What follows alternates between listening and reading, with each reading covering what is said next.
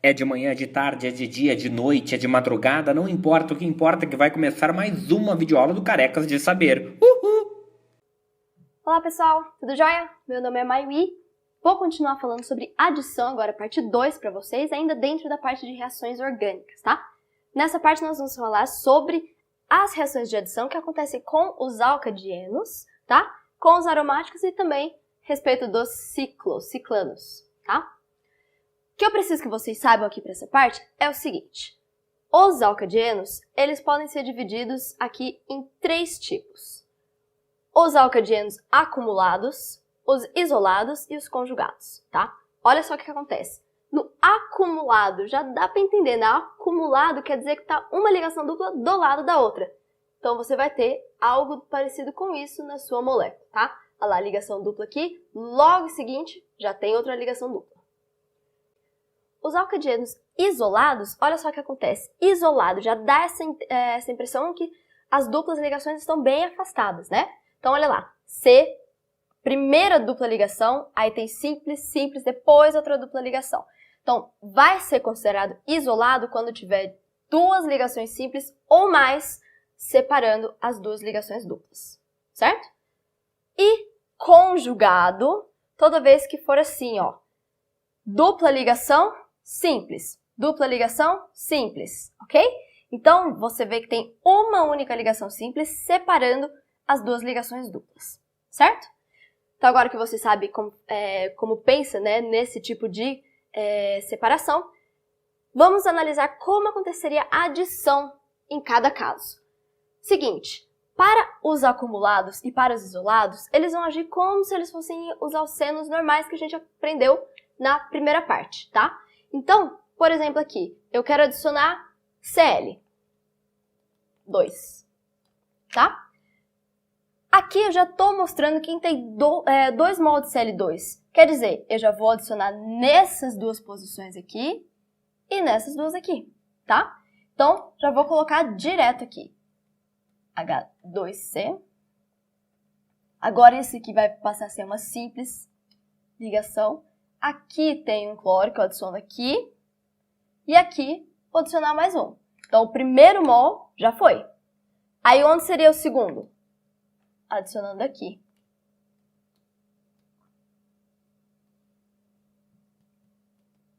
Certo? Fica fácil de entender assim? Então, onde tem a dupla ligação, você vai lá e coloca o átomo de cloro.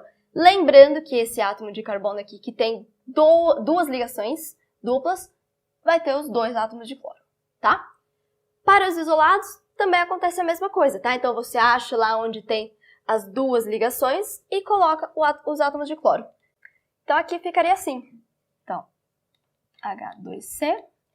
Isso passa a ser uma simples ligação, porque aqui você vai ligar um átomo de cloro e aqui também. Aqui continua o hidrogênio. CH2. E agora, aqui você vai adicionar também o segundo mol do Cl2. Então, aqui você vai adicionar a Cl. Simples.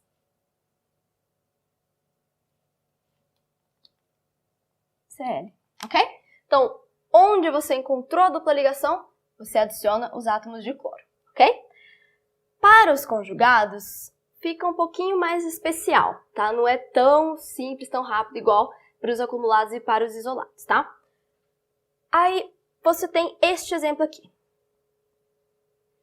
Repara só que você pode começar adicionando, um tipo de adição é adicionar nesse átomo, a molécula de cloro, nesses 2 átomos de carbono. Podemos fazer isso. É o que chamamos de adição 1,2, porque vai ficar na posição 1, na posição 2. Então, olha lá como que ficaria. Aqui adiciona um átomo de cloro, ligação simples. Aqui adiciona outro átomo de cloro, aí copia exatamente igual. Certo? Agora existe a adição 1,4. Pare e pense nesse número. Seria no carbono 1 e no carbono 4. Olha que interessante. Dá para fazer isso também. Então, você vem aqui, H2C, e vai adicionar um cloro neste átomo de carbono. Só que, olha só o que acontece. Não adiciona nenhum neste átomo aqui. Só vou copiar igual. E aqui nesse último, já que é o carbono 4, você vai adicionar o outro átomo de cloro aqui. Aí você vai olhar essa molécula e vai falar, mas tem carbono com ligação faltando. Esse carbono só tem 3 ligações e esse aqui só tem 3. Pois bem, não pode ficar desse jeito. Então, olha só que interessante. Se a gente voltar para pensar aqui, o que aconteceu? A gente não rompeu essa ligação aqui e rompeu essa daqui? Então, aqui, lembra que eu falei? Abre aqui as novas ligações. Com essa daqui, a gente já preencheu. Essa daqui, a gente também já preencheu. Ficaram sobrando essas duas aqui, que estão faltando fazer, que é exatamente os 2 carbonos que estão faltando ligação. Então, olha só que conveniente. Olha o que vai acontecer. Eles vão fazer isso aqui. Ou seja, vão formar uma nova ligação aqui no meio. Então, isso aqui passa a ser uma dupla ligação. Então, por isso que ele é especial, né, o conjugado, porque ele pode fazer essa adição 1,4, tá? Carbono 1, carbono 4, formando essa dupla ligação bem aqui no meio, certo? Claro, isso aqui você pode depois fazer mais uma etapa, né, de halogenação e também retirar essas duplas ligações, mas só para mostrar para vocês que a primeira etapa realmente divide em 2 opções, certo? Lembrando que, como os alcadienos eles vão se comportar então como alcenos, vocês podem usar as mesmas reações que nós aprendemos, né, para os alcenos, aqui para os alcadienos, certo? Então vamos falar agora sobre os aromáticos. Como que é a reação de adição nos aromáticos? Pessoal, para os aromáticos, o que vocês precisam lembrar é o seguinte. A tendência natural seria os aromáticos sofrerem substituição, tá? Então você vai precisar de uma condição muito energética, tá? Uma condição muito forçada para eles sofrerem a adição. Então, por exemplo, pressão elevada, temperatura elevada, a presença aí do catalisador correto, tá? Então são condições forçadas, bem enérgicas. Então, por exemplo, as reações que eles podem sofrer, hidrogenação. Então você tem aqui o benzeno. Olha só, você já coloca 3 mols de H2, porque você já vai colocar os átomos de hidrogênio em todas as pontinhas aqui, para eliminar as duplas ligações. Então você sai de um benzeno, que é uma molécula aromática, e passa a ter aqui um ciclo hexano, tá? Mesma ideia você pode fazer com a halogenação. Então olha lá, também o benzeno, e aqui reagindo com 3 mols, né, de Cl2, mesma ideia, em cada uma das pontinhas você vai adicionar um átomo de cloro, tá? Então você vai ter isso daqui, saindo do benzeno para esse composto aqui, através da halogenação, tá? Então, para os compostos aromáticos, é isso que vocês precisam saber. Lembra sempre, condição bem forçada, porque o natural seria acontecer a substituição, tá? Vamos dar uma olhadinha agora nos ciclanos. O que acontece com eles? Para os ciclanos, surge a dúvida. Vai acontecer a reação de adição ou de substituição? E aí você me fala, mas como que consegue acontecer uma reação de adição se não tem nenhuma insaturação? Pois bem, o ciclo é um tipo de insaturação, se você for parar para pensar assim, né? O que pode acontecer aqui? Você pode quebrar essa ligação, ou seja, abrir o ciclo, tá? Então, se você abre, o que acontece? Só vou escrever aqui na forma aberta. Então, você teria algo parecido com isso aqui. Olha lá, onde eu quebrei e agora tem as 2 ligações faltando. E é exatamente onde vai acontecer a adição. Olha lá, cloro e cloro. Para esse daqui, mesma ideia. Eu posso vir aqui e quebrar. Então, eu vou ter isso daqui.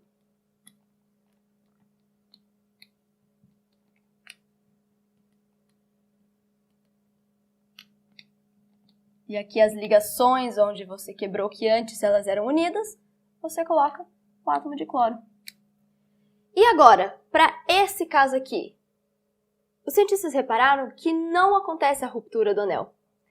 Para ciclos que contêm 5 ou 6 átomos de carbono, eles preferem fazer substituição em vez de fazer adição, tá?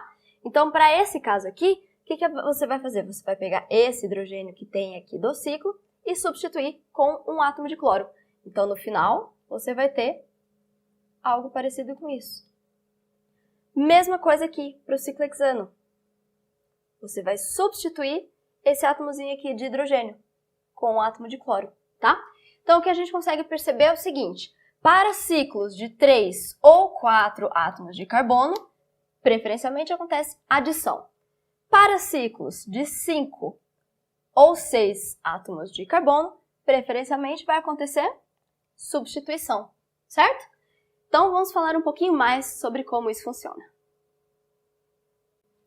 Na aula passada, eu mostrei para vocês como a gente faz a adição por halogenação desses ciclanos, tá? Que a gente reagiu com o Cl2. E agora, quando você quer fazer uma hidrogenação, tá? Como que isso funciona? A mesma coisa, tá? Então, aqui seria isso daqui. Você rompeu a cadeia aqui e agora adicionou hidrogênio onde você rompeu, tá? Mesma ideia para esse daqui.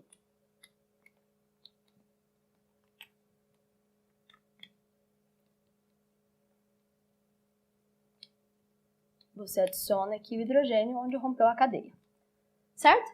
E agora, para esses dois casos aqui onde acontece a substituição, você vai substituir hidrogênio por hidrogênio? Né? Não faz muito sentido, né? Então, o que vocês vão acabar vendo aí no livro de vocês é que vai estar escrito, provavelmente, não reage. Por quê? Porque o produto que você obteria aqui da substituição é o mesmo do seu reagente, tá? Então, aqui, para esses dois casos, vai acabar aparecendo não reage, ou mesmo, às vezes, eles até podem repetir, realmente pegar a molécula e colocá-la novamente aqui. Mas deu para entender, né? Substituir duas coisas iguais não vai mudar nada, certo? Então, segue a mesma ideia aqui. Ciclos de 3 a 4 átomos de carbono preferem fazer adição. 5 a 6 preferem fazer substituição. Aí vem a pergunta, por quê? Por que que isso acontece? Por que que os ciclos têm esse comportamento que cada um vai para um lado, né? Então, vamos ver por que agora. Olha só, existe uma teoria chamada teoria das tensões angulares de Baeyer, tá? O que que essa teoria conta pra gente? Um carbono saturado ele vai ser estável quando suas ligações formam um ângulo de 109 graus e 28, tá? Lembrem deste número. Qualquer alteração que você fizer desse ângulo vai introduzir uma tensão nessa molécula, tá? Já que nós estamos falando então de ângulos de tensão, por isso, teoria das tensões angulares, tá? Então, olha só isso daqui. O átomo de carbono ele vai fazer 4 ligações. Isso aqui vai ser a geometria deste átomo de carbono. Então, aqui você vê uma molécula de metano. O que significa isso daqui? Isso aqui, uma ligação de hidrogênio no plano, outra ligação de hidrogênio no plano. E agora, olha só essas duas ligações que esquisitinho, né? Então, o que isso aqui significa? Que essas duas ligações não estão no plano que vocês estão observando. Então, essa, que ela não é pontilhada, ela é completa, ela significa que ela está acima do plano. Então, ela está vindo na sua direção. E essa pontilhada está atrás do plano, está indo no sentido contrário de você. Então, você precisa olhar para essa molécula e já ter uma mente 3D, né? Já conseguir imaginar isso aqui de forma 3D. O ângulo entre essas ligações aqui vai ser sempre aí aproximadamente 109 graus, tá? Isso é o que o carbono gosta, isso ele é estável, tá? Qualquer valor que vai fugindo disso já vai ficando assim desconfortável. Então, por exemplo, percebam aqui na estrutura quando a gente tem o ciclopropano e também aqui o ciclobutano. Olha só o ângulo que forma, né, aqui entre essa ligação e essa. 60 graus. Quer dizer, bem menor do que este valor que o carbono gosta. Ou seja, ele vai ser instável. Mesma coisa aqui para o ciclobutano. 90 graus, também está distante. Então, também instável. Por isso que esses dois eles vão ter a tendência a romper. Lembra lá que a gente viu que vai fazer adição? Ele rompe, então, aqui, rompe aqui, para poder fazer adição? Exatamente por isso, porque ele já está numa forma instável. Então, se ele pode romper e abrir, ou seja, separar mais essas ligações, ele vai ficar feliz. Então, é isso que vai acontecer. Por isso que ele prefere a adição. Agora só, olha só essa aqui. Olha o ângulo da ligação, 108. tá super próximo. Então, esse cara aqui é super estável, ele adora o jeito que ele tá. Então, não vai acontecer o rompimento, tá? Então, ele não vai romper para mudar esse ângulo, sendo que ele já tá estável. Então, por isso que esse cara aqui, ele vai preferir fazer a substituição. E agora, olha para isso daqui. O ângulo dele 120, quer dizer, maior, né? Bem maior do que 109 aqui, que é o bom para o carbono. E ainda assim ele é estável? Uma coisa estranha, né? Sim, ele é estável mesmo com esse ângulo aqui. E vocês vão ver agora por que isso acontece.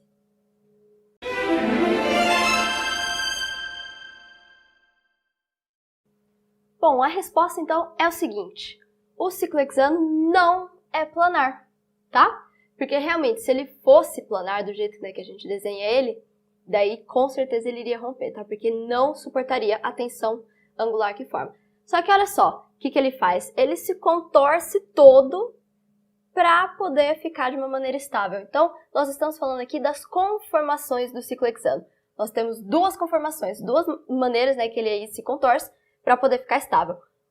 Que é essa maneira aqui, que nós chamamos de conformação cadeira. Esse outro aqui, conformação barco. Realmente parece com um barquinho. Agora, a cadeira, né, não parece muito com uma cadeira, mas enfim. Repara só o ângulo que forma aqui entre as ligações. Exatamente o que o carbono quer para ser mais estável possível, tá? Então, por isso que o ciclo hexano, ele não vai romper também, certo?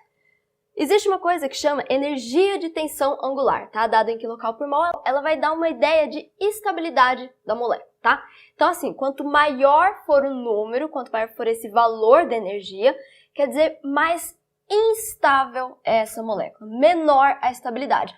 Ou seja, maior a chance de acontecer o rompimento do ciclo, tá? Então, compara só os valores que nós temos aqui para os ciclos com 3 átomos de carbono, 4, 5 e 6. Repara só que o de 3, que tem o menor ângulo, é que ele vai ter a maior tensão angular, tá? Também maior energia, tá vendo? Seguido aqui pelo ciclo com 4 átomos de carbono, já diminui bastante, né? Para o que tem 5 átomos de carbono. E olha só que felizinho, né? O que tem 6 átomos de carbono. Zero. A energia de tensão angular dele é zero. Por quê? O ângulo dele está exatamente no ângulo ideal para ter essa conformação do carbono. Certo? Pessoal, é isso então sobre essa parte de adição. Vejo vocês na próxima aula que vamos continuar falando sobre as reações orgânicas. Tchau, tchau!